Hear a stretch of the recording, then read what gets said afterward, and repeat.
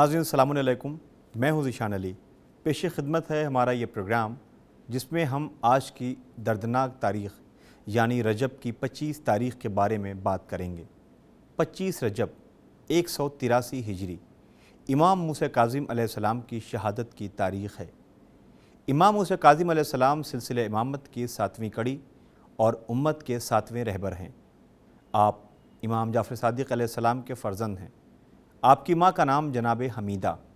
آپ کی ولادت 7 صفر سن 128 ہجری میں مکہ مدینہ کے درمیان ابوا نامی جگہ پر ہوئی تھی اور 25 رجب سن 183 ہجری کو وفات پائی۔ اس وقت آپ کا سن 55 سال کا تھا۔ آپ کا نام موسیٰ اور لقب کاظم تھا۔ امام موسیٰ کاظم علیہ السلام کی کنیت ابو الحسن اور ابو الاسماعیل تھی۔ آپ کے القاب بہت سے ہیں جن میں عبد الصالح، نفس زکیہ، زین المجتہدین، وفی، صابر، امین اور باب الحوائج وغیرہ ہیں۔ امام علیہ السلام کا مشہور لقب کاظم ہے جس کے معنی ہے غصے کو پی جانے والا۔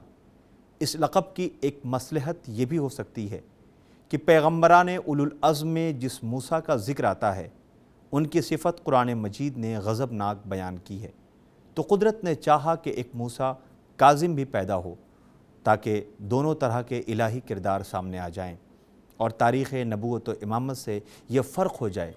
اگر قہر و جلال کا مرقع دیکھنا ہو تو نبی موسیٰ کو دیکھنا، اور اگر حلم و تحمل پروردگار کو دیکھنا ہو تو امام موسیٰ کاظم علیہ السلام کو دیکھ لو۔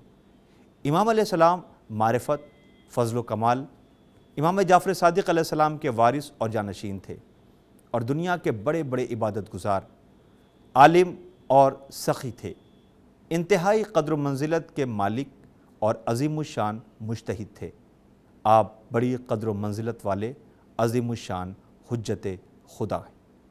یوں تو ہمارے ائمہ معصومین علیہ السلام کی مکمل زندگی حسن کردار اور شرافت انسانی کی معراج ہوا کرتی ہے اور تمام انسانوں کے لیے نمونہ عمل، لیکن خصوصیات کے ساتھ اجتماعی زندگی میں اور تبلیغی میدان میں آپ نے اس طرح سے اخلاق کا مظاہرہ کیا ہے کہ کوئی بھی انسان متاثر ہوئے بنا نہیں رہ سکتا ہے۔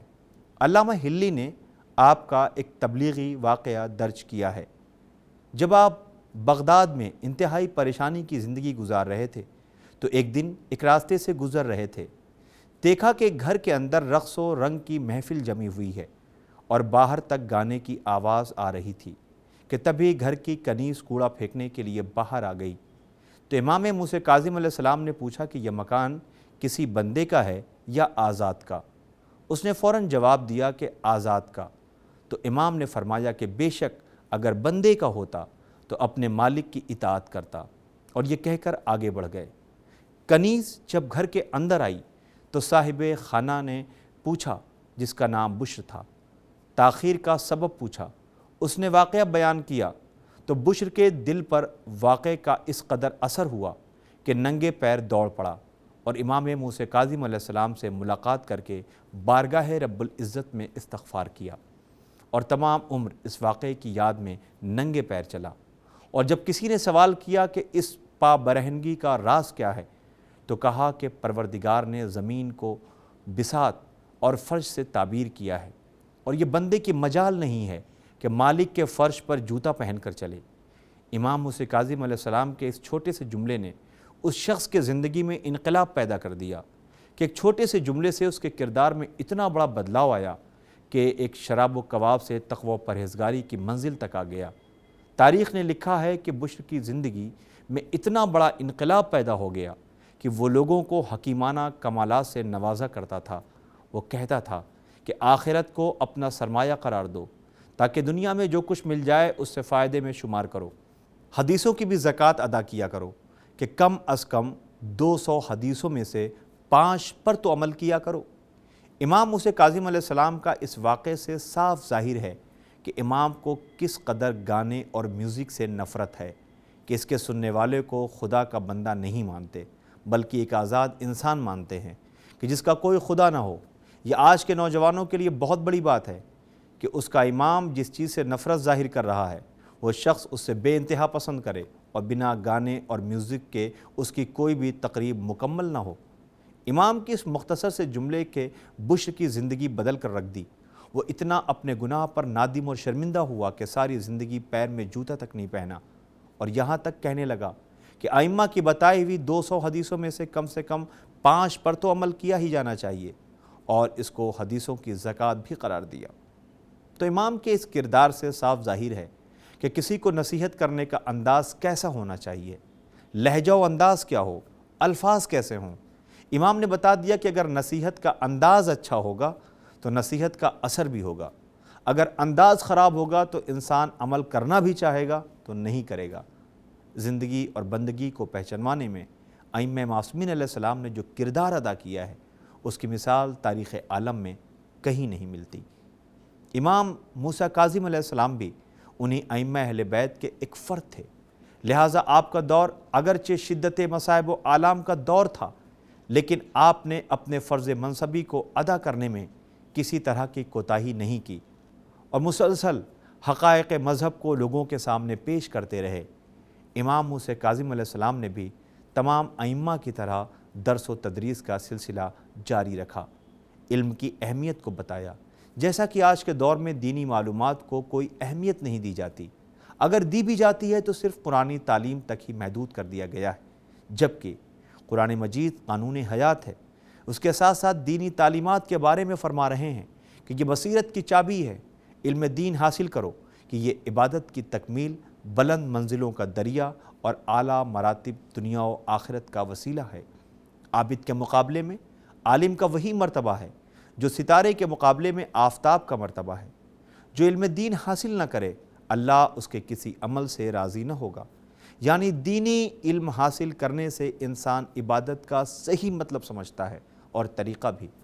علم دین کے ذریعے سے ہی ہر رشتے کے حقوق معلوم ہوتے ہیں، یہاں تک کہ پڑوسیوں کے حقوق اور لوگوں سے ملنے جلنے، صلہ رحم کے اہمیت، روزمرہ کی زندگی میں اٹھنے والے تمام مسائل وغیرہ علم دین سے معلوم ہوتے ہیں۔ اس لیے ہر ائمہ نے علم حاصل کرنے پر زور دیا ہے۔ ناظرین، اگر ہم غور کریں تو ائمہ معصومین علیہ السلام کی زندگی سراپا جہاد ہے۔ انہوں نے ہر میدان زندگی میں جہاد کیا ہے، ہر موڑ پر دین اسلام کی حفاظت کے لیے قربانیاں پیش کی ہیں، وہ چاہے راہ خدا میں گلا کٹوانا ہو یا جام شہادت نوش کر لینا اور قید خانوں میں زندگی بسر کرنا، یہ سب جہاد کی مختلف قسمیں ہیں۔ لیکن ان سب مجاہدات کے ساتھ جہاد باللسان کا سلسلہ بھی جاری رہا، یعنی زبان کی جہاد، اور حسب امکان مخالفین کو زیر کر کے دین اسلام اور حقائق مذہب کا تحفظ کرتے رہے۔ اور حکومت وقت بھی آپ کی دشمن تھی، یہاں تک کہ ایک دن آپ کو قید خانے میں ڈال دیا گیا۔ امام موسیٰ کاظم علیہ السلام کی زندگی کے آخری کئی سال قید خانے میں ہی گزر گئے، مگر آپ کی بلند سیرت کی روشنی اتنی تیز تھی کہ قید خانے کی دیواریں بھی نہیں روک سکیں، اور اسی سیرت کا نتیجہ تھا قید خانوں کے نگران بھی آپ کی سیرت سے متاثر ہو کر آپ کے ساتھ سختی کرنے سے معذور ہو جاتے تھے، جس کے نتیجے میں بار بار نگران بدلنے کی ضرورت ہوتی تھی، جیسے کہ امام موسیٰ کاظم علیہ السلام کو بصرہ میں عیسیٰ بن جعفر بن منصور کی نگرانی میں رکھا گیا، اس ہدایت کے ساتھ کہ ان کو قید تنہائی میں رکھو، اور کچھ دن کے بعد حکم دیا کہ انہیں قتل کر دو۔ وہ خلیفہ وقت کا چچا زاد بھائی تھا، مگر اس کے دل پر امام موسیٰ کاظم علیہ السلام کے حسن کردار کا اثر پڑ گیا تھا۔ اس نے لکھا کہ میں ان کے حالات کی خوب جانچ کر چکا ہوں، وہ تو ہمیشہ دن کو روزہ رکھتے ہیں اور شب و روز عبادت میں مصروف رہتے ہیں، تنہائی کے عالم میں بھی ہم میں سے کسی کے لیے کبھی بد دعا نہیں کرتے، بلکہ اللہ کا شکر ادا کرتے ہیں کہ تو نے مجھے اپنی عبادت کے لیے یہ تنہائی کی جگہ عطا فرمائی۔ ایسے نیک انسان اور عبادت گزار کی جان لینا میرے بس کی بات نہیں ہے۔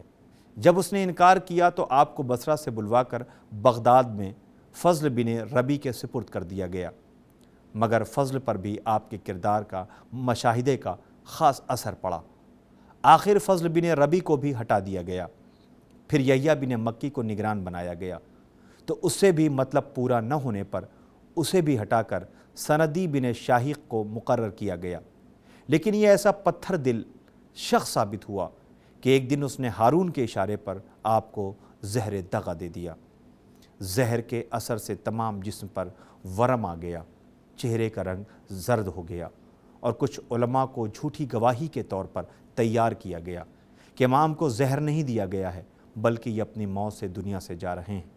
یہ سن کر امام موسیٰ کاظم علیہ السلام نے فرمایا کہ مجھے زہر دیا جا چکا ہے اور میں عنقریب ہی دنیا سے رخصت ہو جاؤں گا۔ زہر کا اثر ہونے لگا اور 3 دن کے بعد حالت غیر ہو گئی۔ تاریخوں میں ملتا ہے کہ جیسا امام نے فرمایا تھا ویسا ہی ہوا۔ موت کے آثار نمایاں ہوئے اور 25 رجب سن 183 ہجری کی وہ غمناک تاریخ تھی کہ جب امام موسیٰ کاظم علیہ السلام نے قید میں زندگی گزارتے ہوئے اس دار فانی کو الوداع کہا۔ روایتوں میں ملتا ہے کہ جب امام دنیا سے رخصت ہوئے تو لوگوں نے ایک جوان کو دیکھا جو امام کے پاس پہنچا اور لپٹ کر دیر تک روتا رہا، اور پھر جوان نے غسل و کفن دیا، نماز جنازہ پڑھی اور دفن کے بعد لوگوں کی نظروں سے پوشیدہ ہو گیا۔ کسی نے پوچھا کہ یہ کون جوان تھا تو معلوم ہوا کہ یہ امام کے فرزند حضرت امام علی رضا علیہ السلام ہے۔ ناظرین، آئیے ہم سب مل کر امام موسیٰ کاظم علیہ السلام کا پرسہ امام مہدی علیہ السلام کی خدمت میں پیش کریں اور دعا کریں کہ خدا ہمیں امام علیہ السلام کی سیرت پر عمل کرنے کی توفیق عنایت فرمائے۔ امام علیہ السلام کا ایسا کردار تھا جس سے دشمن بھی متاثر ہوئے بنا نہیں رہ پائے، لہٰذا ہم بھی اپنے کردار کو ایسا بنائیں کہ لوگ ہمارے کردار سے متاثر ہوں اور ہم امام علیہ السلام کے سچے چاہنے والوں میں شمار ہوں، اور امام کے اوصاف و کمالات، زہد و تقویٰ اور عبادت و ریاضت ہی نہیں بلکہ ان کی زبان سے نکلنے والے ارشادات سے بھی ہم فائدہ حاصل کر سکیں۔ ناظرین، پروگرام کے آخر میں ہم امام موسیٰ کاظم علیہ السلام کے اس قول کو آپ کے سامنے پیش کر رہے ہیں، جس کی روشنی میں انسان اگر اپنی زندگی کو چاہے تو سنوار سکتا ہے اور اگر گزارے تو ایک کامیاب زندگی گزار سکتا ہے۔ امام نے جو ہمیں زندگی گزارنے کا سلیقہ اور طریقہ بتایا ہے، خدا ہمیں اس پر عمل کرنے کی توفیق عنایت فرمائے۔ امام فرماتے ہیں کہ کوشش کر کے اپنے وقت کو 4 حصوں میں بانٹ لو، تقسیم کر لو۔ ایک وقت خدا سے مناجات کے لیے، ایک وقت اپنے امور معاش کے لیے یعنی روزی روٹی کے لیے، اور ایک وقت اپنے ان بھروسے والے دوستوں کے لیے جو تم کو تمہارے عیوب کو بتاتے ہیں، تمہاری کمیوں کو بتاتے ہیں اور باطن میں تمہارے مخلص ہوتے ہیں، اور ایک وقت اپنے غیر حرام لذتوں کے لیے، اور اسی ساتھ سے باقی 3 ساعتوں کے لیے طاقت حاصل کرو۔ تو ناظرین، دیکھا آپ نے، آئیے اسی کے ساتھ ہمارے پروگرام کا وقت ختم ہوتا ہے۔ ہماری انشاءاللہ پھر ملاقات ہوگی، تب تک کے لیے ہمیں اجازت دیں۔ خدا حافظ۔